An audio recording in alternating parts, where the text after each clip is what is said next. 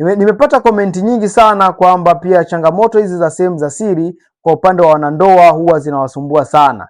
Nikasema nije niwaambie kwamba kwa nini changamoto hizi za sehemu za siri huwa zinawasumbua sana wanandoa.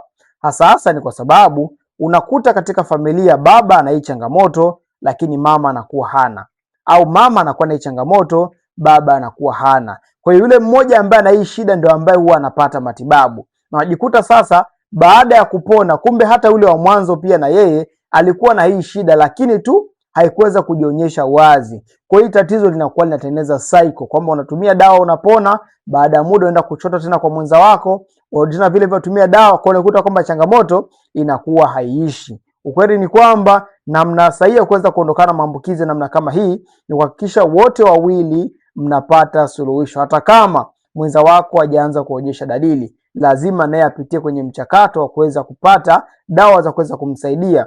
Hapa mtakuwa mmetibu kuanzia kwenye chanzo cha tatizo. Kumbuka, ukianza tiba mapema utapona mapema, na ukianza tiba leo hii utalinda afya yako na afya wapendao.